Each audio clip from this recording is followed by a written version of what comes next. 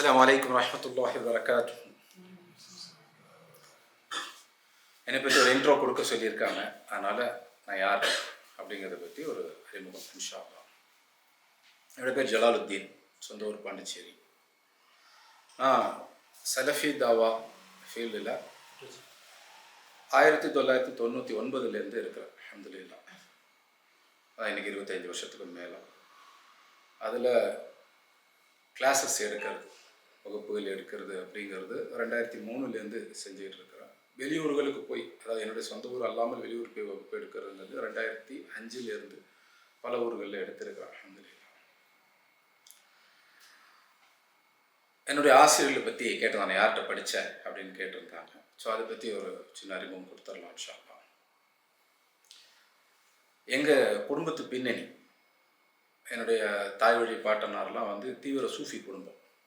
ஷாதுலி தரீகானுடைய ஹலீஃபா என்னுடைய தாயினுடைய பாட்டனார்.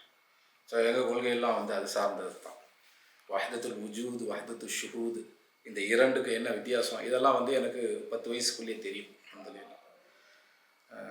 அதுக்கு அதான் இன்றைக்கி அல்ஹம்துலில்லாஹ் சொல்கிறான். அன்றைக்கி அது வழிகேட்ட கொள்கை இல்லையா? ஆனால் அதில் தான் நம்பிக்கை இருந்தது. அதற்கு பிறகு எனக்கு ஒரு 20 வயசு ஆகும்போது தான் இந்த கொள்கைகளின் தெளிவெல்லாம் வந்தது. அல்ஹம்துலில்லாஹ். பெரும்பாலும் புத்தகங்கள் வழியாக, எங்கள் வீட்டிலே தனியாக லைப்ரரி உண்டு. என் தகப்பனாருமே நிறைய வாசிக்கக்கூடியவங்க. ஸோ அவங்க வெளிநாடுகளுக்கு போகும்போது புக்கெல்லாம் வாங்கிட்டு வருவாங்க. என்னுடைய ஆரம்ப கட்ட வாசிப்பு அதிகமாக அரபியிலேருந்து இங்கிலீஷ்க்கு மொழிபெயர்க்கப்பட்ட நூல்களில் தான் இருந்தது. அல்ஹம்துலில்லாஹ். பல வருஷங்களுக்கு அப்படி தான் இருந்தது. இதில் கிளாஸ் ரீதியாக நான் போகிறதுக்கு முன்னாடி 1995 வாக்குலலாம் சஹீஹ் புகாரியுடைய தமிழாக்கம் வரவும் பலரும் படித்தது போல் நான் அதை படித்து மாற ஆரம்பித்தேன். கிதாபு தௌஹீத் இமாம் முஹம்மது இப்னு அப்துல் வஹ்ஹாப் அப்படின்லாம் வரும்பொழுது 1999 வாக்கில் அல்பானி ரஹிமஹுல்லாஹ்வுடைய முஹம்மது நாசிருத்தீன் அல்பானி அவங்களுடைய கிதாபுடைய மொழிபெயர்ப்பு கிடைக்க ஆரம்பித்தது. ஸோ இப்னு தைமியாவுடைய கிதாபுகள், அங்கிருந்து தான் சலஃபி தாவா அப்படிங்கிறது தெரிஞ்சவங்கள்ட்ட சொல்ல ஆரம்பித்தேன். அல்ஹம்துலில்லாஹ்.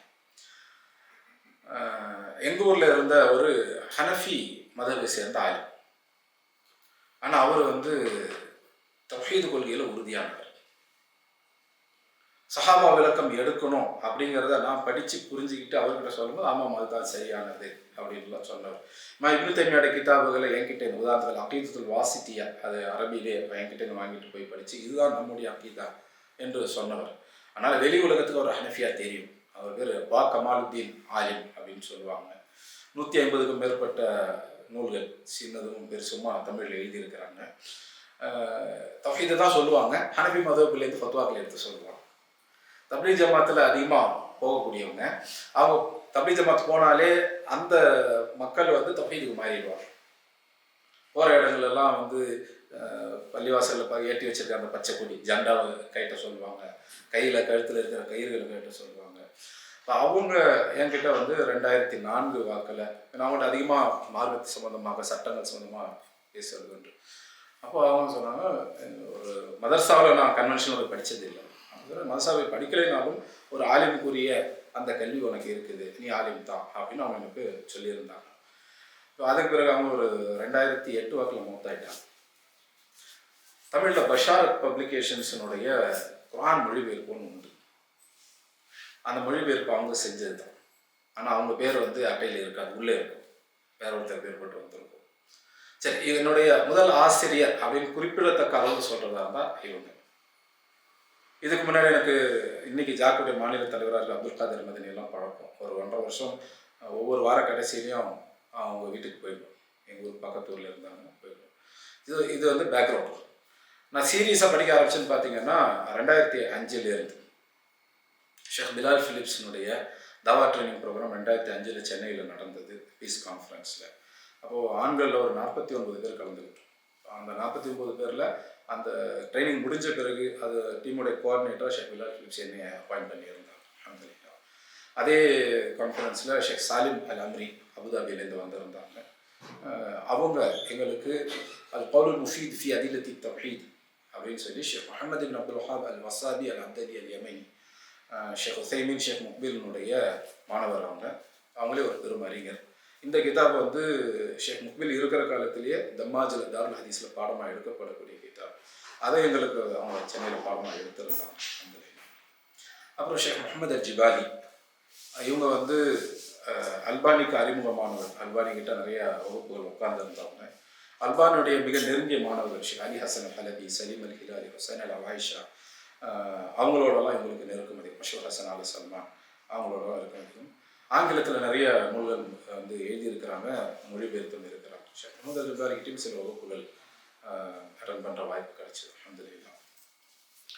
அதுக்கு பிறகு இந்த உஸ்தாதுகள் சொன்னதின் அடிப்படையில் வெளியில் போய் வகுப்புகள் எடுக்க ஆரம்பித்தோம். அகீதா தாவா வகுப்புகள் அப்படின்னு சொல்லி எடுக்க ஆரம்பித்தோம். அல்ஹம்துலில்லாஹ். இவங்கள்ட்ட கிதாபுகள் ரீதியாக பிரச்சனை இந்த ஒரு கிதாப், அதுக்கப்புறம் இமாம் முஹம்மது பின் அப்துல் வஹாப் கிதாபு தௌஹீத், அதனுடைய விரிவான விளக்கம் ஷேக் சாலிம் நபீட்டு படிச்சிருக்காங்க. அவங்களுடைய சொந்த கிதாப் அகீதத்து முஸ்லிம் அப்படின்னு பேர். அது வந்து ஈமானுடைய 6 விஷயங்களை பற்றி விரிவாக சொல்லக்கூடிய கிதாப். தௌஹீத், அஸ்மா, சிஃபாத் இதெல்லாம் எங்களுக்கு விரிவாக எடுத்திருந்தாங்க. அதற்கு பிறகு 2010 ஷேக் யஹ்யா சில்மி இலங்கையில் இருக்கக்கூடியவங்க, அவங்க அல்பானிகிட்டையும் ஷேக் மஹமூத் மஹ்தி இஸ்தாம்புலி கொண்டாடிகிட்டையும் படித்தவங்க. 2010 2015 ஆரம்பம் வரைக்கும் ஒரு 5 வருஷம் தொடர்ச்சியாக அவங்கள்ட்ட நான் இலங்கை போய், அவங்க ஸ்ரீலங்காவில் இருக்கக்கூடியவங்க, ஸ்ரீலங்காவுக்கு நான் 2-3 மாதத்துக்கு ஒரு முறை விசிட் பண்ணி அங்கே கிளாஸஸ் அட்டன் பண்ணிட்டு வரேன்.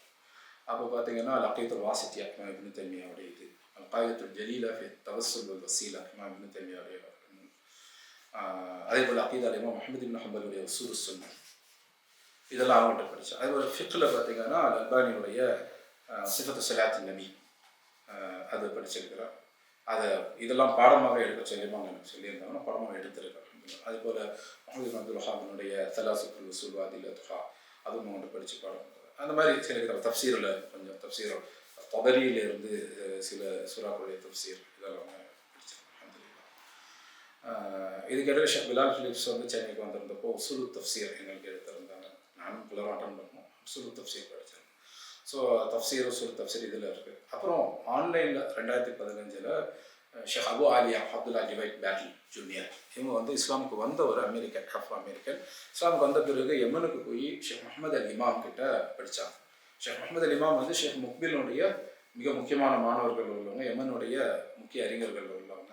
அவங்கள்ட்ட படிச்சுட்டு அதுக்கப்புறம் அவங்க சவுதிக்கு போய் ஷேக் அப்துல்லா ஆல் அகீல் கிட்ட படித்தாங்க. ஷேக் அப்துல்லா ஆல் அகீல் வந்து ஷேக் உசைமீன் உடைய சமகாலகட்டத்தில் அவங்களுக்கெல்லாம் ஒரே ஆசிரியர்கள் தான். ஷேகுல் ஹனாபிலா, ஹம்பலிகளுடைய ஷேக் என்று அவங்கள தான் சொல்லுவாங்க. அவங்கக்கிட்ட ஷேக் அபு ஆலியா வந்து ஹம்பலி ஃபிக்கு ஃபுல்லாக படிச்சிருக்கிறாங்க. இப்னு குதாமாவுடைய அல் முகுனி வரைக்கும் படித்து இஜாஸா வாங்கியிருக்கிறாங்க. இப்போ அவங்கள்ட்ட தான் வந்து நான் ஃபிக்கும் படித்தேன். ஹம்பலி ஃபிக்கில் அல் உம்தா இப்னு குதாமா அல் மக்திசி அவங்களுடைய இது படித்தோம். அது ஒரு போர்ஷன் ஃபுல்லாக படிக்கலாம்கிட்ட ஒரு போர்ஷன் படித்தோம். அதுக்கப்புறம் ஹம்பலி ஃபிக்கு விரிவாக பார்த்தீங்கன்னா ஷேக் ஹாத்திம் அல் ஹாஜ் அல் மிஸ்ரி அவங்கக்கிட்ட படித்தது அல் உம்தா ஃபுல்லாக. அதே போல் ஷேக் அபு ஆலியா கிட்ட உஸூல் ஹதீஸ் படிச்சிருந்தோம், உஸூல் ஹதீஸ். அப்புறம் மன்ஹஜுல் முஹத்திஸீன் இதெல்லாம் படிச்சிருந்தோம். அல்ஹம்துலில்லாஹ். அது இல்லாமல் ஷேக் அபு அப்துல் சலாம் இவங்க வந்து லண்டனில் இருக்கிறாங்க, மக்கா தாருல் ஹதீஸுல் ஹைரியாவில் படித்தோம். இப்போ அவங்ககிட்டயுமே ஃபிக்னுடைய பாடங்கள் இதெல்லாம் வந்து படிச்சிருக்கேன். அல்ஹம்துலில்லாஹ். இது என்னை பற்றி ஒரு சுருக்கமான அறிமுகம். ஸோ உஸூல் ஃபிக்லாம் பார்த்தீங்கன்னா ஷேக் சுஹைப் அல் அஸ்ஹரி அவங்கக்கிட்ட அல் வரக்காத்துடைய பாடங்கள் இதெல்லாம் வந்து படிச்சிருக்கு. அல்ஹம்துலில்லாஹ். கவாயிதுல் ஃபிக்யா ஷேக் ஹாத்திம் அல் ஹாஜ் கிட்ட. ஸோ உஸூல் தஃப்சீர், உஸூல் ஹதீஸ், உஸூல் ஃபிக், கவாயிதுல் ஃபிக்யா, அதே போல் ஃபிக்னுடைய இது தஃப்சீரோட சில பாடங்கள், ஹதீஸ். இது என்னுடைய பேக்ரவுண்ட் ஸ்டடீஸ். இது சொன்னால் ஏதாவது கொஷின்ஸ் இருந்தால் கேட்கலாம். ஸோ இன்ட்ரோ கேட்டீங்க, மைக்கு கிட்ட வச்சேன், ஃபைன். ஸோ சுருக்கமாக ஒரு அறிமுகம். இதில் பெரும்பாலான பேர்கள் நிறைய பேர் கேள்விப்பட்டிருக்க மாட்டீங்க இல்லையா? ஷேக் முக்பில் இதெல்லாம் கேள்விப்பட்டிருக்கீங்க, அல்பானி கேள்விப்பட்டிருப்பீங்க. இப்போ ஸோ இவங்களுடைய மாணவர்கள்ட்ட படித்தோம். அதே போல் ஷேக் அப்துல்லா ஆலாக்கள் நிறைய பேருக்கு தெரியாது. ஆனால் ஷேகுல் ஹனாபிலா சவுதியில் யாருக்கும் தெரியும், சீனியர் மோஸ்ட் ஸ்காலரில் உள்ளவங்க, அவங்க மொத்தாயி ஒரு 12 வருஷம் இருக்கும். அதான் சொன்னால் ஷேக் உசைமீனுடைய அதே ஆசிரியர்கள்ட்ட படித்தோம். ஷேக் உசைமீனுக்கு பழக்கமான ஆட்கள் உள்ளவங்க, அவங்களுடைய மாணவர்கள்ட்ட தான் படித்தேன் நான். அல்ஹம்துலில்லாஹ். நான் அதிகமாக ஃபோக்கஸ் பண்ணி படிக்கிற சப்ஜெக்ட் என்னன்னு பார்த்தீங்கன்னா அகீதா மன்ஹஜ் டீட்டெயிலாக. ஸோ எல்லாம் நமக்கு வாய்ப்பு கொடுத்தாங்கன்னா இனி வரக்கூடிய வகுப்புகளில் அந்த விஷயங்கள்லாம் ரொம்ப விரிவாக பார்ப்போம் இன்ஷா அல்லாஹ். அதே போல் சூழல் ஃபவாயிதுல் ஃபிக்ஹியா, மகாசிது ஷரியா, இதெல்லாம் நான் விரும்பி படிக்கக்கூடிய சப்ஜெக்டில். இது எல்லாத்துக்கும் வந்து அந்த வரலாற்று பின்னணியோடு நம்ம படிப்போம். நிறைய பேர் அந்த இந்த ஹிஸ்டாரிக்கல் பேக்ரவுண்ட் இல்லாமல் படிப்பாங்க. அப்போ அதை வந்து சரியாக புரிஞ்சிக்கிறது இல்லை. ஸோ அந்த வரலாற்று பின்னணியோடு படிக்கும்போது இந்த விஷயங்கள் நமக்கு கூடுதலான புரிதலோட கிடைக்கும். பெரும்பாலும் தாவா ஃபீல்டில் இருக்கவங்க தாவா ஃபீல்டில் தான் இருப்பாங்க, வேறு ஃபீல்டுக்கு போக மாட்டாங்க. ஒவ்வொரு ஃபீல்டுமே அப்படித்தான். நான் பிஸ்னஸ்னால் பிஸ்னஸில் மட்டுமே இருப்பாங்க. நான் பெரும்பாலும் ஒரே சமயத்தில் 3-4 ஃபீல்ட்ஸில் இருப்பேன். அதில் தாவா ஃபீல்டு ஆரம்பத்துலேருந்து நான் இருக்கிறது தான். தாவா தாலீம் அப்படின்னு இருந்துகிட்டு இருக்கிறேன். அல்ஹம்துலில்லாஹ். எங்களுடையது வந்து அரசியல் பாரம்பரியம் உள்ள குடும்பம். என்னுடைய பேட்டர்னல் கிராண்ட்ஃபாதர், தந்தையுடைய தந்தை, அவங்க பாண்டிச்சேரியில் ஒரு தொகுதிக்கு எம்எல்ஏவாக இருந்தாங்க 10 வருஷம், 1955 to 65. அதே போல் என்னுடைய தாயுடைய தந்தை, தாய் வழி பாட்டனார், அவங்க பாண்டிச்சேரியில் இன்னொரு தொகுதிக்கு அதே காலகட்டத்தில் 10 வருஷம் எம்எல்ஏவாக இருந்திருக்காங்க. எங்களோட அரசியல் பின்னணி உள்ள குடும்பம். ஆனால் நானும் பல நேரங்கள் அரசியலில் ஈடுபடுறது உண்டு. பொதுவாக சலஃபிகள் அரசியலில் ஈடுபடுறத மக்கள் கேள்விப்பட்டிருக்க மாட்டாங்க இல்லையா? சலஃபிகள்னால அரசியலை விட்டு தள்ளி தான் இருப்பாங்க, தள்ளி இருக்கணும், தள்ளி இருந்தால் தான் சலஃபி மேனேஜ் அப்படின்லாம் சொல்லியிருப்பாங்க. கேள்விப்பட்டிருக்கீங்களா? சலஃபிகள் அரசியல் ஈடுபடலாமா கூடாதா? ஈடுபடலாம், ரைட். ஆனால் பெரும்பாலும் சலஃபிகள், குறிப்பாக தமிழ்நாட்டில் சலஃபி தாவை பற்றி பேசுவேன்னு சொல்லுவாங்க. சலஃபிகள் அரசியல் ஈடுபடக்கூடாது, ஓட்டு போடலாமா இல்லையாங்கிறதுலே பெரிய தகராறுலாம் நடக்கும். அப்போ நேரடியாக அரசியல் ஈடுபடலாமா, தேர்தலில் நிற்கலாமா, கூடாது அப்படின்னு சொல்லுவாங்க. ஆனால் அது உண்மை இல்லை. இன்ஷா அல்லாஹ் ஞாயிற்றுக்கிழமை அவருடைய வகுப்பில் அதை பற்றி சலஃபி அறிஞருடைய ஃபத்வாக்கள் நம்ம விரிவாகவே பார்ப்போம். இன்ஷா அல்லாஹ் இந்திய சூழலில் சலஃபிகள் சமூகத்தில் கலந்து எப்படி செயல்படுறது அப்படிங்கிறது பார்ப்போம் இன்ஷா அல்லாஹ். ஆனால் சலஃபிகள் இங்கே சமூகத்தில் கலந்து செயல்படுறது இல்லையா? சலஃபி ஆகிட்டாலே நம்ம துறவி ஆகிட்டோன்ற மாதிரி ஆகிடும். குடும்பம் இருக்கும், ஆனால் சமூக வாழ்க்கையை விட்டு ஒதுங்கிடும். அப்படிதான் ஒதுங்கி இருக்கிறோம். ஒரு சமூக சேவையில் கூட ஈடுபட மாட்டாங்க, அரசியல்லாம் வாய்ப்பே கிடையாது அப்படின்னு தான் இருக்குது. ஆனால் ரசூலுல்லாஹ் அப்படி சொல்லித்தரல இல்லையா? ரசூலுல்லாஹ் ஆட்சி செஞ்சாங்க. ரசூலுல்லாஹ் மரணத்துக்கு பிறகு சஹாபாலாம் ஆட்சியை கையில் எடுக்கத்தான் செஞ்சாங்க இல்லையா?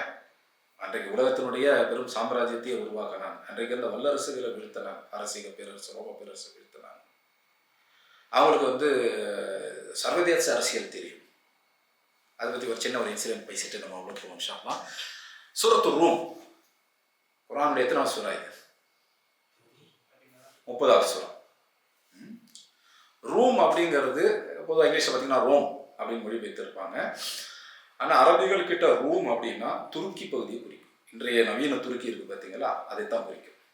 ரூம்னோடனே நீங்கள் இட்டாலியில் இருக்கிற ரூமுக்கு போயிட வேண்டாம்.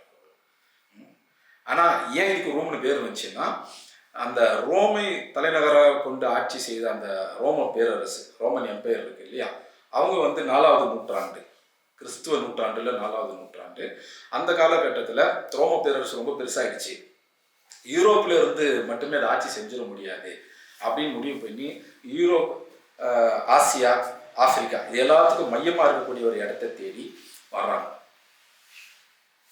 அப்போது ஒரு கிராமம், பெரிய கிராமம், பிசாண்டி அப்படின்னு பேர், அந்த கிராமத்தை தேர்ந்தெடுத்து அங்கே ஒரு பெரும் நகரத்தை, ஒரு தலைநகரத்தை உருவாக்குறாங்க. இது கான்ஸ்டன்டின் அப்படின்னு சொல்லி ரோம பேரரசர் உருவாக்குறார். அவர் பேர் அதே கான்ஸ்டன்டினோபிள் அப்படின்னு அந்த சிட்டிக்கு பேர் வைக்கிறாங்க. அதுதான் இன்னைக்கு இஸ்தாம்புல் அப்படிங்கிற பேரில் அறியப்படுது. ஸோ அது அது எப்படின்னு பார்த்தீங்கன்னா, கடலை இப்படி தாண்டினா துருக்கி வந்துடலாம். ஸோ கிரீஸ், இந்த துருக்கி, இது ரெண்டுத்துக்கும் மையமான இடம் அது. அந்த பகுதியே வந்து கிரேக்க பண்பாடுடைய பகுதி தான், கிரீக் சிவிலைசேஷனுடைய இடம் அது. துருக்கியினுடைய வடக்கு மேற்கு கடற்கரை ஓரங்கள் எல்லாம் கிரேக்க கலாச்சாரம் பண்பாடுடைய கிரீக் சிவிலைசேஷனுடைய இடங்கள். ட்ராய் கேள்விப்பட்டிருக்கீங்களா? செலவு மனைன்னு சொல்லிட்டு கிரீஸ் ட்ராய்லாம் பேசிக்கலாம். ட்ராய் யார் கேள்விப்பட்டிருக்கீங்க? கேள்விப்பட்டிருக்கேன். ட்ராயின் பேரில் படம்லாம் கூட வந்துருக்குது, அதனால நிறைய பேருக்கு தெரியும். கிரீக் ஹிஸ்ட்ரி, ரோமன் ஹிஸ்ட்ரி படிக்கிறவங்களுக்கு ட்ராய் தெரியும், குறிப்பாக கிரீக் ஹிஸ்ட்ரி. ட்ராய் எங்கே இருந்துச்சு? டர்க்கியில் தான் இருந்துச்சு. கிரீக் சிவிலைசேஷனோட ஹிஸ்ட்ரி தான், ஆனால் ட்ராய் இருந்தது டர்க்கியில். அப்போ அதனால அந்த துருக்கி பகுதிக்கு ரூம் அப்படின்னு பேர். துருக்கிங்கிறது பிற்காலத்தில் வந்த பேர். அது வந்து மத்திய ஆசிய புல்வெளி பகுதிகள், ஸ்டெப்பி கிராஸ்லேண்ட்ஸ்லேருந்து துர்க்கோமான இனத்தவர்கள் அந்த பகுதிக்கு வர்றாங்க, அந்த பகுதியை கையில் எடுக்கிறாங்க. துர்க்கமான இனத்தார் வந்து கையில் எடுத்ததுனால அதுக்கு துருக்கின்னு பேர் வந்துச்சு. 1000 வருஷமாக தான் அதுக்கு துருக்கின்னு பேர். அதுக்கு முன்னாடி அந்த சமவெளிக்கு அனதோலியா அப்படின்னு சொல்லுவாங்க, அனடோலியன் பிளெயின்ஸ்ன்னு சொல்லுவாங்க. அந்த கடற்கரை ஓரம்லாம் கிரேக்க கலாச்சாரத்தில் உள்ளது. இப்போ துருக்கி வந்து இப்போ வந்த பேர். அப்போ பழைய பேர் எது? ரசூல்லா காலத்தில் அந்த பகுதிக்கு பேர் என்ன? ரூம்.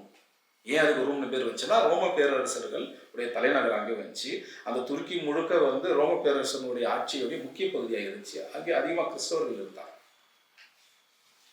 பைபிளுடைய புதிய ஏற்பாடுல எடுத்து பார்த்தீங்கன்னா, அவங்க குறிப்பிடக்கூடிய அந்த ஆரம்ப கட்ட கிறிஸ்தவர்கள் வந்த நகரங்கள் எல்லாமே அந்த பகுதியை சேர்ந்தது. கிறிஸ்டியன் அப்படிங்கிற பேரையே ஃபர்ஸ்ட் யூஸ் பண்ணது துருக்கிக்காரங்க தான். ஈசா அலைஹிஸ்ஸலாம் இன்னும் உயர்த்தப்பட்ட பிறகு அவங்க சீடர்கள் பரவலாக போய் அங்கங்கே மிஷினரி ஆக்டிவிட்டி செய்கிறாங்க இல்லையா. அப்போ வந்து அன்டியோக் அப்படின்னு ஒரு சிட்டி இருக்குது, அந்தாக்கியா அப்படின்னு அரபியில் சொல்லுவாங்க. இன்னைக்கு துருக்கி பார்டரில் உள்ள சிட்டி தான் அது. அங்கே அந்த பகுதி மக்கள் தான் இவங்கெல்லாம் வந்து மசீகை சேர்ந்தவங்க. அதுதான் கிரீக் லாங்குவேஜில் கிரைஸ்ட் அப்படின்னு சொல்லுவாங்க. அதுலேருந்து தான் கிறிஸ்துவர்கள்ங்கிற பேரே வந்தது. சரி, இது வந்து சூரத்து ரூமுடைய பேக்ரவுண்ட் நம்ம பார்க்கறதுக்காக சொன்னது. சூரத்து ரூமில் நம்ம பார்க்கக்கூடிய ரூம் அப்படிங்கிறது நவீன கால துருக்கி அந்த பகுதியை சேர்ந்தது. கிறிஸ்துவர்கள் பெரும்பான்மை அந்த காலத்தில் குர்ஆன் என்பது இறக்கப்பட்ட காலத்தில் இருந்த ஒரு இடம், கிறிஸ்துவ ரோம பேரரசுக்கு உட்பட்ட இடம். இந்த சூறாவினுடைய பேக்ரவுண்ட் தெரியுமா? யாராவது படிச்சிருக்கீங்களா?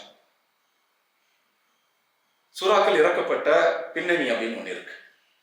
அதுக்கு அரபியில் சபபு நுசூல் அப்படின்னு சொல்லுவாங்க. உசூல் தஃப்சீர் படிக்கிறவங்க இந்த டாபிக் படிச்சிருப்பாங்க. சபபு நுசூல் அப்படின்னா இறக்கி வைக்கப்பட்ட காரணம் அல்லது இறக்கி வைக்கப்பட்ட பின்னணி அப்படின்னு சொல்லுவோம்.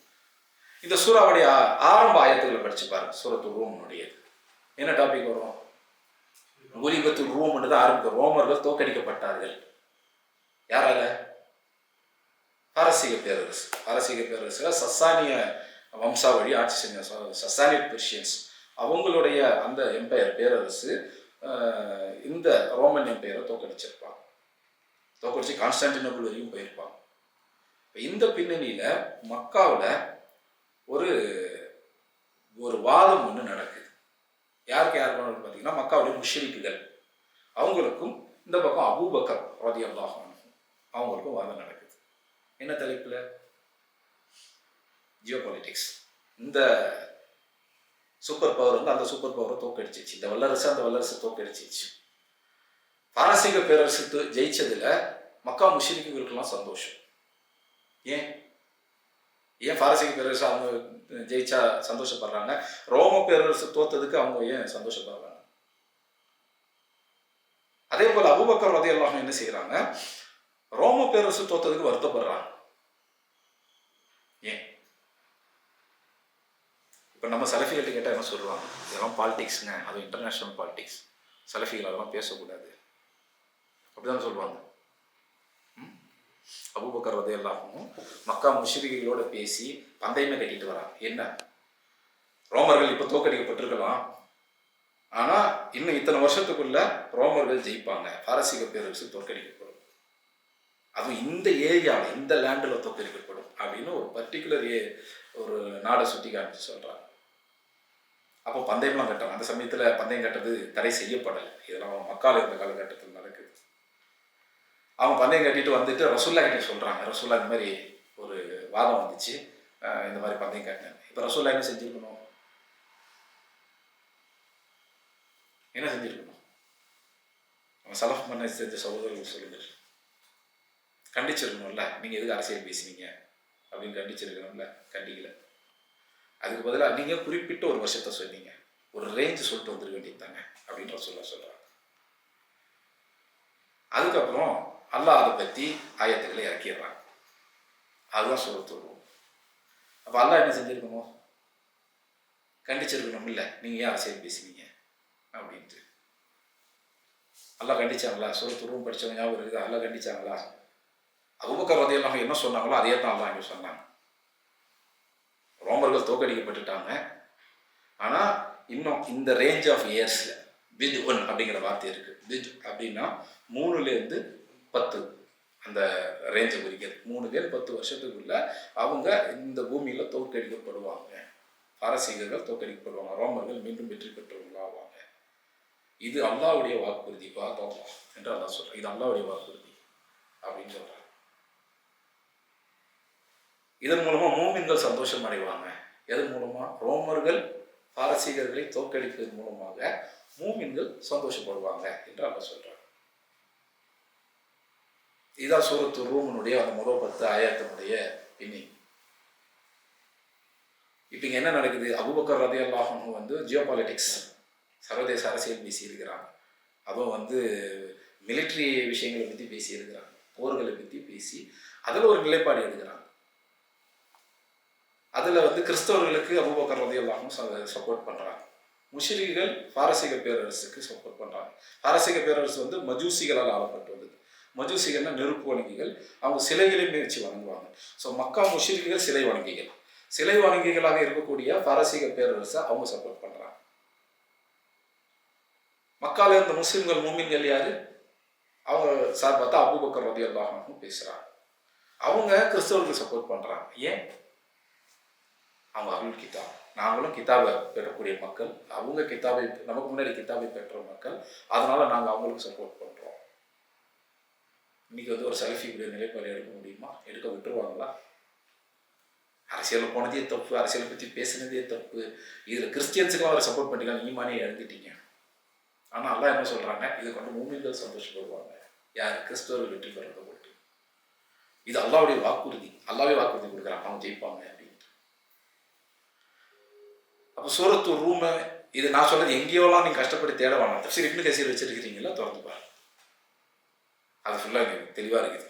இதான் பின்னணி. இது ஹதீஸ் ஜாமியா திர்மிதியில் வருது. 2 வெவ்வேறு ரிவாயாத்தோடு வருது. குர்ஆன் இறக்கப்பட்ட அந்த பின்னணி தஃப்சீர் அதை பற்றி ஜாமியா திர்மிதியில் பேசுவோம். முஸ்னத் அஹ்மத் அலில் வரக்கூடிய ஹதீஸ். சரி, இந்த டாபிக் ஆரம்பித்தோம். எனக்கு அரசியல் பின்னணி, நான் அரசியலில் ஈடுபடுவேன். அப்போ சலஃபி அரசியலில் ஈடுபட்டால் அவர் எப்படி சலஃபியாக இருக்க முடியும்? அப்போ அவர் ஒழுங்கான சலஃபி இல்லை, அல்லது அவர் சலஃபியே இல்லை. இப்படிதான் சலஃபி தாயிகள் சொல்லுவாங்க, அப்படிதானே? ஆனால் இப்போ நான் சொன்னது என்ன? அபூபக்கர் ரலியல்லாஹு அன்ஹு ஒரு நிலைப்பாடு எடுக்கிறாங்க, ரசூலுல்லாஹ் அதை கண்டிக்கலை, மாறாக நீங்கள் இப்படி சொல்லியிருந்தால் இன்னும் பெட்டராக இருந்திருக்குமே அப்படிங்கிறாங்க. அதுக்கு தாண்டி அல்லாவே அதை பற்றி பேசுகிறாங்க. அது குர்ஆனுடைய சூறாவாகவே இறங்கி இருக்குது. அதிலே அல்லாவும் கண்டிக்கலை, மாறாக அல்லாஹ் வாக்குறுதியை கொடுக்குறாங்க, அவங்க ஜெயிப்பாங்க. இன்னும் என்ன சொல்கிறாங்க? இதனால் மூமின்கள் சந்தோஷம் அடைவாங்க. எதனால? அபூபக்கர் ரலியல்லாஹு அன்ஹு ஜியோ பாலிட்டிக்ஸ் பேசினதுனால. ஸோ அரசியலில் ஈடுபடுறது தவறு என்று இல்லை. யாருக்கு அது தெரியுமோ அவங்க ஈடுபடலாம். அதுதான் சலஃப் மன்ஹஜ்.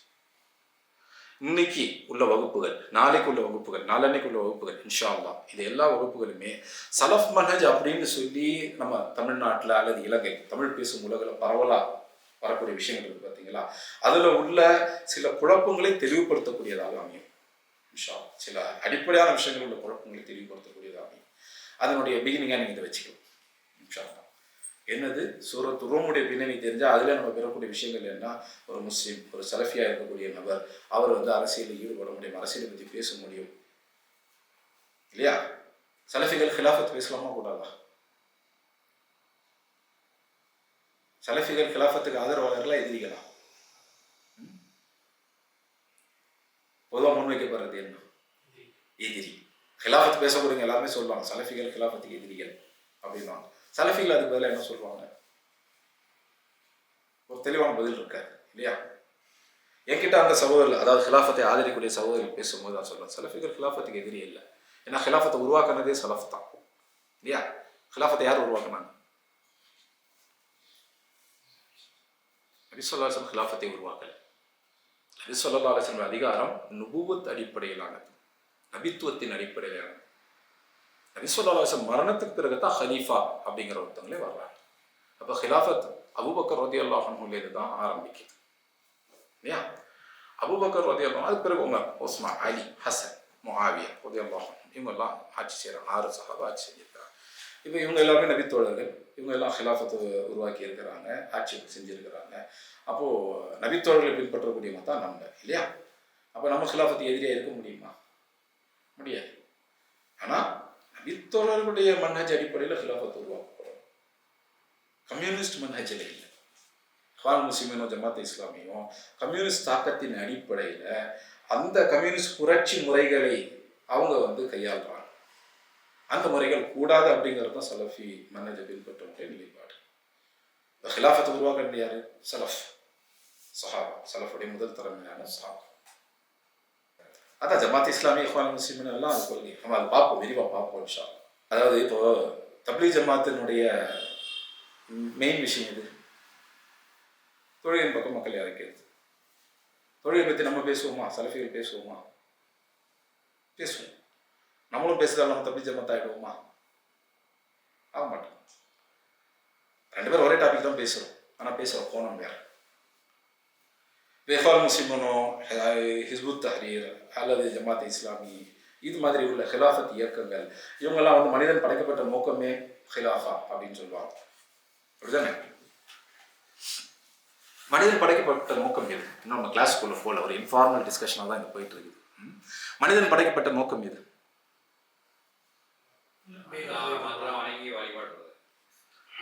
பொதுவாக நம்ம வந்து இஹ்வான் முஸ்லிம், ஜமாத் இஸ்லாமி இது போன்ற ஹிலாஃபத் பேசக்கூடிய சவால் கேட்டால் மனிதன் படைக்கப்பட்ட நோக்கம் ஹிலாஃபத் அப்படின்னு சொல்லலாம்.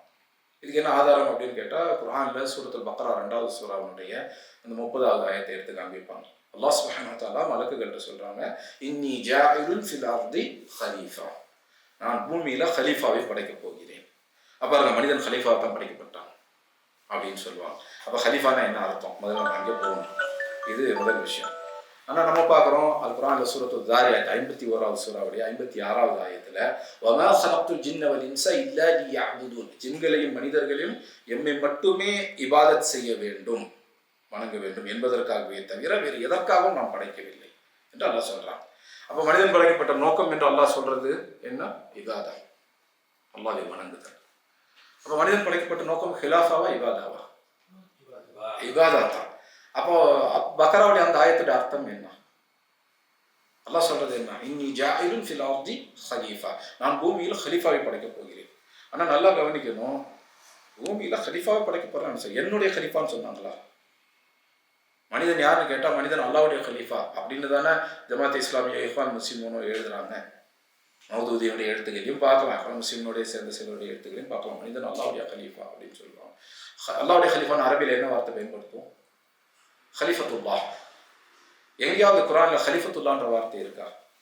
கிடையாது. எங்கேயாவது ஹதீஸுகள், ஆதாரபூர்வமான ஹதீஸுகள் ஹலிஃபத்துல்லான்ற வார்த்தை இருக்கா? கிடையாது. அபூபக்கர் ரலியல்லாஹு அன்ஹு ஆட்சி பொறுப்பை ஏற்கிறாங்க.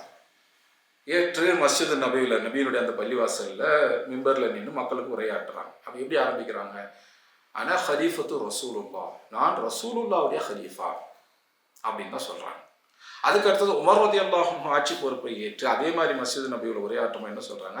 ஆனா ஹலீஃபத்து ரசூலுல்லாஹ், நான் ரசூலுல்லாஹ்வுடைய ஹலீஃபாவுடைய ஹலீஃபா என்று தான் சொல்றாங்க. இப்போ யாரும் ஹலீஃபத்துல்லாஹ்ன்ற வார்த்தையை பயன்படுத்தல. எந்த ஒரு நபித்தோழரும் தன்னை ஹலீஃபத்துல்லாஹ் என்று சொல்லிக்கல, ஹலீஃபத்து ரசூலுல்லாஹ் என்று தான் சொன்னாங்க. உமர் ரலியல்லாஹு அன்ஹு சொல்றாங்க, நான் அபூபக்கருடைய ஹலீஃபான்றாங்க. அது அவங்க எந்த வார்த்தையில் சொல்றாங்க? ஹலீஃபத்து ரசூலுல்லாஹ், ரசூலுல்லாஹ்வுடைய ஹலீஃபாவுடைய ஹலீஃபா என்று தான் சொல்றாங்க. அப்போ அல்லாஹ்வுடைய ஹலீஃபா என்ற அந்த ஒரு விளக்கம் சஹாபாட்ட கிடையாது. இது பின்னாடி வந்தவங்க உருவாக்கணும். குர்ஆன்ல ஹலீஃபத்துல்லாஹ் என்ற வார்த்தை இல்லை. எங்கேயுமே அல்லாஹ் வந்து மனிதன் தன்னுடைய ஹலீஃபா என்று சொல்லலை. இந்த ஆயத்தில் என்ன இருக்கு? இன்னி ஜாஇலுன் ஃபில் அர்தி ஹலீஃபா, ஹலீஃபாவை படைக்க போகிறேன் என்று தான் அல்லாஹ் சொல்றாங்களே தவிர என்னுடைய ஹலீஃபா அன்று இல்லை. ஹலீஃபதி, என்னுடைய ஹலீஃபா அப்படின்னு சொல்ல. அப்போ மனிதன் அல்லாஹ்வுடைய ஹலீஃபாவா? அல்லாஹ்வால் ஹலீஃபாவாக படைக்கப்பட்டான். ஆனால் அல்லாஹ்வுடைய ஹலீஃபா கிடையாது, அல்லாஹ்வுடைய பிரதிநிதி கிடையாது. அப்போ ஹலீஃபாங்கிற வார்த்தைக்கு என்ன அர்த்தம்? ஹிலாஃபா அப்படிங்கிற வார்த்தைக்கு என்ன அர்த்தம்?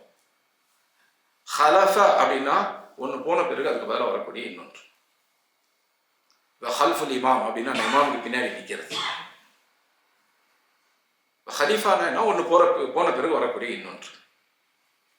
தொடர்ச்சி வந்துகிட்டே இருக்கும். அப்போ பூமியில மனிதனை படைக்க போகிறேன் என்று அல்லாஹ் சொல்லும் பொழுது அதுக்கு அர்த்தம் என்ன? பூமியில ஒரு மனிதன் மட்டும் வாழ போறது இல்லை. அந்த மனிதன் போன பிறகு அதுக்கு அடுத்தது இன்னொரு மனிதன் வருவாங்க, அதுக்கு அடுத்து மனிதர்கள் வருவாங்க, அதுக்கடுத்து மனிதர்கள் வருவாங்க. மனித சமூகம் பூமியில் தொடர்ச்சியாக வந்து கொண்டிருக்கும் என்பதற்கான வார்த்தை தான் ஹலீஃபா. தொடர்ச்சியாக வந்துகிட்டு இருக்கும் அப்படிங்கிற வார்த்தை தான் ஹலீஃபா. இந்த சலஃப்ங்கிற வார்த்தை கேள்விப்பட்டிருக்கோம் இல்லையா? சலஃப் அப்படின்னா என்ன அர்த்தம்? முன்னோர், நமக்கு முன்னாடி போனவங்க. சலஃப்ங்கிற வார்த்தைக்கு எதிர்ப்பதம், ஆப்போசிட் வேர்டு எது? ஹலஃப். ஹலஃப், ஹலீஃபா இதெல்லாம் வந்து ஒரே அர்த்தத்தை கொடுக்கக்கூடியது தான். ஹலஃப்னா என்ன அர்த்தம்? பின் வந்தார்கள். ஹலீஃபானா என்ன? அதே தான் பின்னாடி வரக்கூடியவர்கள். இப்போ பூமியில் ஹலீஃபாவை படைக்கப் போகிறேன் அல்லாஹ் சொல்லும் பொழுது அந்த ஆதம்ங்கிற ஒற்றை நபரோடு அது நிற்க போகிறது இல்லை. அடுத்தடுத்து தொடர்ச்சியாக மனிதர்கள் வந்து கொண்டே இருக்க போகிறாங்க. இவங்க மௌத்தானா மனித சமூகம் முடிஞ்சிடாது, இன்னும் தொடரும் தொடர்ச்சியாக வந்து கொண்டே இருக்கும். அதில் ஒரு கூட்டம் மௌத்தானாங்கன்னா அவங்களுக்கு மாற்றாக இன்னொரு கூட்டம் மனிதர்கள் வர போகிறாங்க. அதுதான் ஹலீஃபாங்கிற வார்த்தைக்கு அர்த்தம். அப்போ ஹலீஃபா அப்படின்னா வந்து அல்லாஹ்வுடைய பிரதிநிதி அப்படின்னு அர்த்தம் இல்லை. மனிதன் படைக்கப்பட்ட நோக்கம் ஹிலாஃபா கிடையாது. மனிதன் ஹலிஃபத்துல்லா அப்படின்னு எங்கேயுமே இல்லை. குர்ஆன்ல எந்த இடத்துலையுமே இல்லை, ஹதீஸ்ல எந்த இடத்துலையுமே இல்லை. மனிதன் படைக்கப்பட்ட நோக்கம் எது? இபாதா, அல்லாஹ்வை வணங்குதல். இப்போ இந்த தலைப்பு எல்லாமே நம்ம வரக்கூடிய வகுப்புகளில் இன்ஷா அல்லாஹ் நம்ம பேசுவோம். இப்போ நம்ம இன்னும் வகுப்புக்குள்ள போல, இன்ட்ரோடக்டரி செஷனில் தான் இருக்கிறோம் இல்லையா? இது ஒரு அறிமுகம் தான், என்னை பற்றி அறிமுகம். இப்போ என்னை பற்றி கேட்கும்போது நான் அரசியலுமே இப்பவும் இருக்கிறேன், நேரடி அரசியலுமே இருந்திருக்கிறேன், இப்போது பின்னணியில் இருக்கிறேன். என்னுடைய ஒர்க்கில் ஒரு ஒர்க்கு வந்து பொலிட்டிக்கல் ஸ்ட்ராட்டஜிஸ்ட், பொலிட்டிக்கல் மார்க்கெட்டர். கேள்விப்பட்டிருக்கீங்களா இந்த வார்த்தையை? ஸ்ட்ராட்டஜி கேள்விப்பட்டிருக்கோம், பொலிட்டிக்கல் ஸ்ட்ராட்டஜி. அதுதான் என்னுடைய பேக்ரவுண்ட் ஒர்க். லாஸ்ட்டு 2 இயர்ஸாக தான் இவருக்கு தெரியும். பொலிட்டிக்கல் ஸ்ட்ராட்டஜி, பொலிட்டிக்கல் மார்க்கெட்டிங் கேள்விப்பட்டிருக்க மாட்டீங்க. இந்தியாவுக்கு பொலிட்டிக்கல் மார்க்கெட்டிங் புதுசு. யூஎஸ்லலாம் பொலிட்டிக்கல் மார்க்கெட்டிங் பரவலாக நடக்கும். யாராவது பிரசிடென்ட் எலெக்ஷன் நிற்கிறாங்க, லோக்கல் கவுன்சில் எலெக்ஷன்னாலும் அவங்களுக்கு மார்க்கெட்டிங் இன்னும் டீம் போடுவாங்க. ஸோ அந்த பொலிட்டிக்கல் மார்க்கெட்டிங்கான ஸ்ட்ராட்டஜி இதுதான் என்னுடைய லாஸ்ட் 2 இயர்ஸுடைய ஒர்க். அது இல்லாமல் விடுதலை சிறுத்தைகள் கட்சியில் புதுவை மாநிலத்துக்கு மாநில பொறுப்பாளர்கள் ஒருத்தராக நான் இருக்கிறேன். இப்போது அதை விட்டு நான் கொஞ்சம் நவந்துட்டேன், மற்ற விஷயங்களை கான்சென்ட்ரேட் பண்ணுறதுக்காக. பட் ஸ்டில் அஃபிஷியலாக அந்த போஸ்டிங்கில் இருக்கிறேன். நான் காங்கிரஸ் கட்சியில் நிறைய பேக்ரவுண்ட் ஒர்க் பண்ணியிருக்கோம். காங்கிரஸில் எனக்கு அஃபிஷியல் போஸ்டிங் கிடையாது, ஆனால் முக்கியமான ஸ்ட்ராட்டஜி பேக்ரவுண்ட் ஒர்க்கும் பண்ணியிருக்கிறேன். இப்போவுமே அதில் இன்வால்வாக தான் இருக்கிறேன். இது இல்லாமல் பிஸ்னஸை பொறுத்த வரைக்கும் பிஸ்னஸ் ப்ராசஸஸ், சிஸ்டமைசேஷன், இதெல்லாம் வந்து என்னுடைய கோர் ஒர்க். எனக்கு க்ளோஸாக இருக்கிறவங்களுடைய பிஸ்னஸஸ்க்கு வந்து நான் சிஸ்டமைசேஷன் பண்ணி கொடுப்பேன். சிஸ்டமைசேஷன் என்ன? ஒழுங்குபடுத்துறது சொல்லலாம். இப்போ வந்து நம்ம ஃப்ரான்ச்சைஸ் எல்லாம் பார்க்குறோம் பார்த்தீங்களா, இதெல்லாம் வந்து சிஸ்டமைஸ்ட் ஆப்ரேஷன்ஸ். ஒரு சாதாரண கிடைக்கும் ஃப்ரான்ச்சைஸ் ஆப்ரேஷனுக்கு என்ன வித்தியாசம்? பிராண்டிங் அதில் ஒரு விஷயந்தான். சிஸ்டமைஸ்ட் ஆப்ரேஷன் தான் பிராண்டிங் ஒர்க் அவுட் ஆகும், இல்லைன்னா ஒர்க் அவுட் ஆகாது. இப்போ நீங்கள் கேஎஃப்சியோ மெக்டொனால்ட்ஸோ போகிறோன்னு வச்சிங்களேன், உலகத்தில் எங்கே போனாலும் அது ஒரே மாதிரி இருக்கும், ஒரே மாதிரி டேஸ்ட்டோடு இருக்கும், ஒரே டைமில் உங்களுக்கு டெலிவரி இருக்கும். உள்ளே போய் 3 நிமிஷம் கையில் கொடுப்போம்னா கொடுத்துருவாங்க. அதெல்லாம் வந்து சிஸ்டமைஸ்ட் ப்ராசஸஸ். ஸோ இதெல்லாம் வந்து என்னுடைய ஒர்க். ஸோ நான் என்ன ஒர்க் பண்ணுறேன் அப்படின்னு பார்த்தீங்கன்னா, நான் தாவா ஃபீல்டுன்னு இருக்கிறேன். அல்ஹம்துலில்லாஹ். தாவா ஃபீல்டுனா தாயிகளை ட்ரெயின் பண்ணுற ஒர்க் வந்து என்னுடைய 2005 தாயிகளை ட்ரெயின் பண்ணிகிட்டு இருக்கேன். அல்ஹம்துலில்லாஹ். ப்ளஸ் இந்த political strategy, marketing, direct politics அதுலேயுமே இருக்குது. தேர்தல் அரசியலில் நான் இருக்கிறேன். அல்ஹம்துலில்லாஹ். அது இல்லாமல் பிஸ்னஸில் இந்த குணங்கள்லையுமே இருக்கிறேன். இப்போ பிஸ்னஸை விட்டு கொஞ்சம் தள்ளி இருக்கிற அந்த பொலிட்டிக்கல் ஒர்க் எதுவும் இல்லை, பட் ஸ்டில் என்னுடைய கோர் ஒர்க் அது. அதனால சலஃபி தாவாக்குள்ளே நான் வரும்பொழுது ஆர்கனைஸ் பண்ணக்கூடிய இவங்களுக்கெல்லாம் கேள்விகள் வரும். என்ன வரும்? அவர் அரசியல்வாதி, அவரை எப்படி நீங்கள் தாவாவுக்கு கூப்பிட்டீங்க அப்படின்ட்டு. என்னோட ஒரிஜினல் ஒர்க் தாவா. சலஃபி பிஸ்னஸ் பண்ணலாமா? பண்ணலாம். அப்போ சலஃபி அரசியல் பண்ணலாமா? பண்ணலாம். ஆனால் தீனுடைய அந்த வரம்புகளுக்கு உட்பட்டு செய்யறதுக்கு தெரியும். இல்லைன்னா உள்ளே போனால் நம்மளும் கரெக்டாக தான் ஆகிடும். ஸோ என்னுடைய வரம்பு என்னன்றது நமக்கு தெரியும். அப்போ அது சம்மந்தமான சட்டங்கள் நமக்கு விரிவாக தெரியும். அதனுடைய ஃபிக்னுடைய டீட்டெயில்ஸ் தெரியும். குறிப்பாக மைனாரிட்டியாக முஸ்லீம்கள் வசிக்கக்கூடிய பகுதியில் முஸ்லீம்களுக்கு இந்த ஃபிக் என்ன அப்படிங்கிறது நமக்கு விரிவாக தெரியும். இந்திய சூழலில் இது எப்படி செயல்படுத்துறதுங்கிறது தெரியும். சவுதி ஃபத்வா கொண்டு வந்து இந்தியாவில் ஃபிட் பண்ணிட்டு இருக்க முடியாது, பண்ணக்கூடாது. அவங்க வந்து 100% முஸ்லீம்கள் இருக்கக்கூடிய நாடு. இங்கே அப்படி கிடையாது. இங்கே வந்து 15% தான் இருக்கிறோம் அஃபிஷியல் கணக்குப்படி. அப்போ இங்கே சூழலில் நம்ம எப்படி இயங்கணுங்கிறதுக்கான சட்டங்களும் தெரியணும், சட்டங்களுடைய ஃபிக்கும் நமக்கு தெரியும். ஸோ அது தெரிஞ்சவங்க அல்லாஹ்வுக்கு பயந்து ஈடுபடுறதா இருந்தால் ஈடுபடலாம், இல்லைன்னா தள்ளி இருக்கிறது நல்லது இன்ஷா அல்லாஹ். அது பாலிடிக்ஸில் மட்டும்தான் நான் சொல்ல முடியும், பிஸ்னஸ்லேயும் சொல்லலாம். பிஸ்னஸில் இல்லாத ஏமாற்று வேலையா? அப்போ அதில் மட்டும் ஈடுபடலாமா? அதில் சொல்லாத பொய்களா? அதில் இல்லாத ஏமாற்றுதல்களாம் அதில் ஈடுபடுறோம் இல்லை? அதில் கேட்டோன்னா இல்லை, நாங்கள் வந்து குர்ஆன் சுன்னாவுக்கு உட்பட்டு பிஸ்னஸ் செஞ்சோம். அதே மாதிரி தான் குர்ஆன் சுன்னாவுக்கு உட்பட்டு பாலிடிக்ஸும் செய்ய முடியும். யார் அதை தெரிஞ்சுக்கிறாங்களோ அவங்க அதை செய்வாங்க. ஸோ என்னை பற்றி இன்ட்ரொடக்ஷன் கொடுக்கணும்னு சொல்லி கேட்டதுனால நான் சொல்கிறேன். நான் ட்ரெடிஷ்னலாக மதசாலை படித்தது கிடையாது. ஸோ பொதுவாக தாவஃபீல் வரக்கூடியவங்களாம் மதசாலை போய் மௌலவி ஆகி வருவாங்க இல்லையா. நான் ஸ்கூல் முடித்தேன், காலேஜ் படித்தேன். காலேஜ் நான் படித்தது ஃபிசியோதெரப்பி பிபிடி. ஆனால் நான் காலேஜ் முடித்ததுலேருந்து நான் தாவஃபீல்டில் தான் இருக்கிறேன். 1999 நான் தாவஃபீல்டில் ஆக்டிவாக இருக்கிறேன். நான் யார்கிட்ட படித்தவங்களுக்கு சுருக்கமாக சொல்லிட்டேன். என்கிட்ட சொந்தமாக ஒரு லைப்ரரி இருக்குது. எங்கள் வீட்டில் நான் கிட்டத்தட்ட ஒரு 20 லட்ச ரூபா செலவு பண்ணி லைப்ரரி பில் பண்ணியிருக்கிறேன். லைப்ரரி பில் பண்ணால் கட்டடத்தை பற்றி பேசுகிறேன். கிதாபுகளுடைய வேல்யூ மட்டும், நான் அதுக்கு செலவு பண்ண காசு மட்டும். அதில் இஸ்லாமிக் நூல்கள் அரபியில் இருக்குது, இங்கிலீஷில் இருக்கும். நான் இப்போ சொன்ன டாபிக்ஸ் எல்லாமே இருக்கும். பல டாப்பிக்கில் என்கிட்ட இருக்கும். இது இல்லாமல் நான் வந்து ஃபினான்ஸ் எக்கனாமிக்ஸ், குறிப்பாக மானிட்டரி எக்கனாமிக்ஸ், இதுவுமே வந்து என்னுடைய ஒரு ஸ்பெஷலைசேஷன். பாண்டிச்சேரி யூனிவர்சிட்டியில் கெஸ்ட் லெக்சராக சில நேரங்களில் மானிட்டரி எக்கனாமிக்ஸ் பற்றி பேச போயிருக்கிறேன். ஸோ அதை சார்ந்து இஸ்லாமிக் ஃபினான்ஸ் இதை பற்றியெல்லாம் கூட இன்ட்ரெஸ்ட் இருக்குது. அல்ஹம்துலில்லாஹ். ரமதானுக்கு பிறகு ஆன்லைனில் சும்மா கிளாஸஸ் கண்டினியூஸாக நடக்கும் இன்ஷா அல்லாஹ். இஸ்லாமிக் ஃபினான்ஸ் வேறு, இஸ்லாமிக் பேங்கிங் வேறு. இஸ்லாமிக் பேங்கிங் கேள்விப்பட்டிருக்கீங்களா? அப்படின்னா பேங்க்னா என்ன?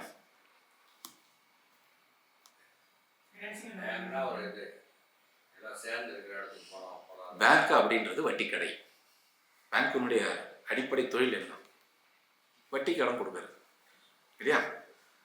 பேங்க் கோர் பேங்கிங்னு சொல்லுவாங்க. பேங்கிங் இண்டஸ்ட்ரி இருக்கிறவங்க கோர் பேங்கிங்னா என்ன?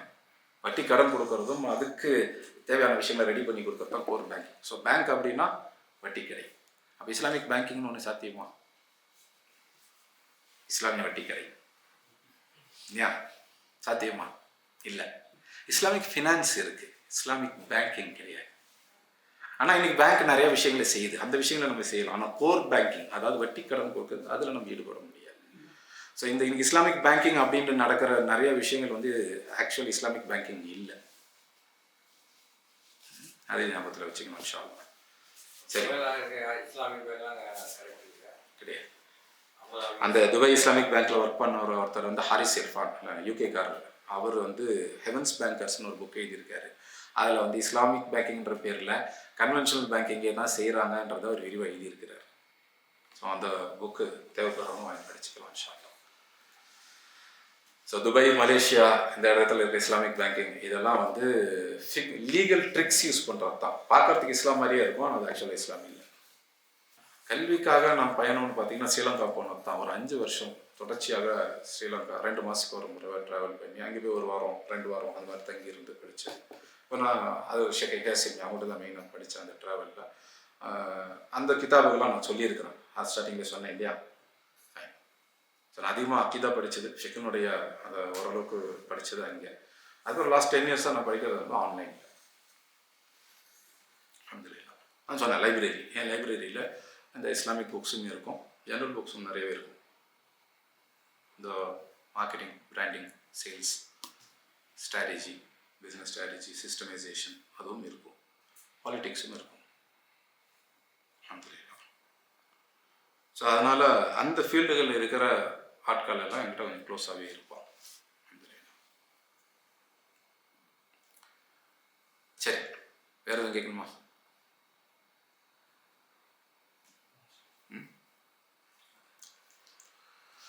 எதுக்கு இந்த பேக்ரவுண்ட் அப்படின்னா 2 காரணங்களுக்காக. ஒன்று, எதில் இருக்கிறது யார் அப்படிங்கிறது தெரியாது இல்லையா.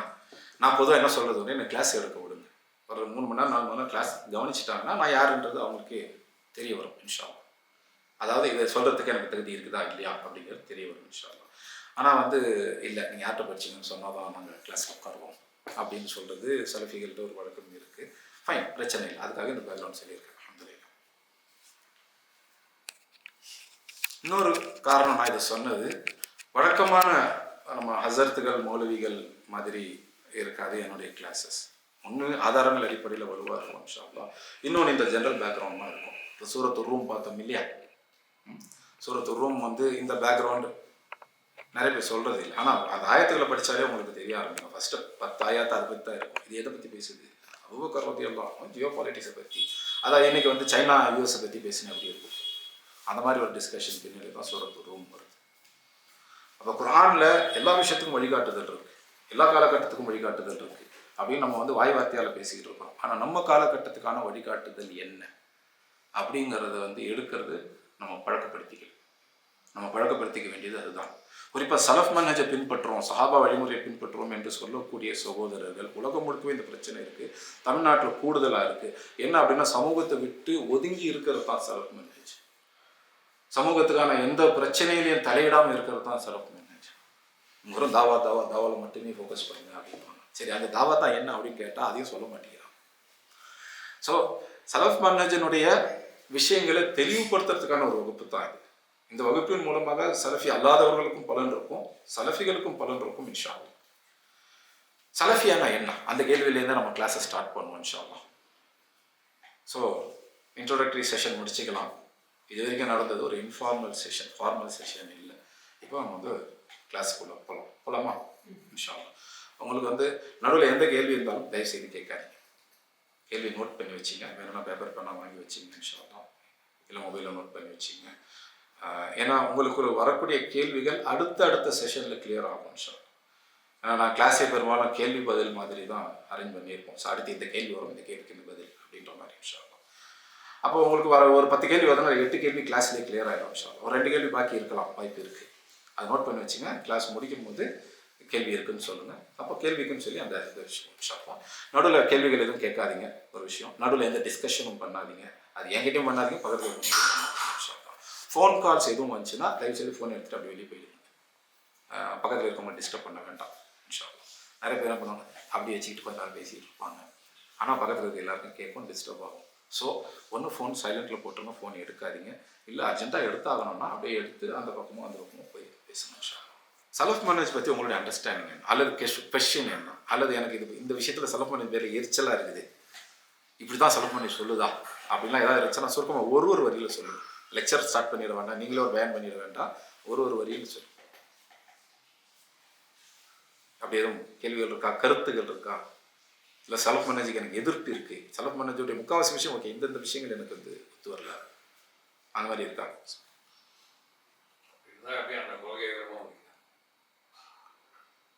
ஓகே, வேற யாருக்கும் எதுவும்? சின்ன விஷயங்கள்லாம் இருக்கு.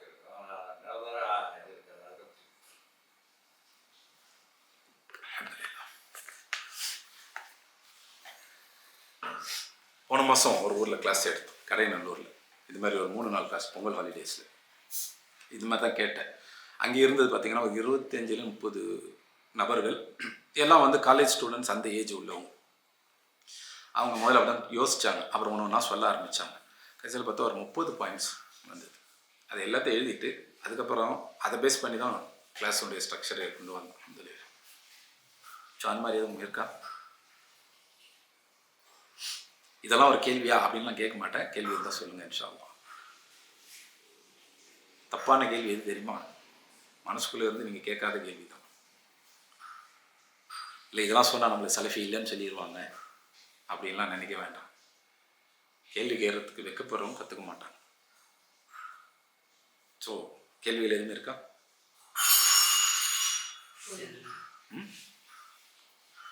ஆமாம், உள்ளே நான் டீயா ரெடி பண்ணுறாங்க, சத்தம்லாம் கேட்டால் அப்படி தான் இருக்குது. இன்கேஸ் டீ ரெடி பண்ணுறதா டீ குடிச்சு முடிச்சு ஸ்டார்ட் பண்ணுவோம் இன்ஷா அல்லாஹ். அது யாராவது செக் பண்ணுங்களா?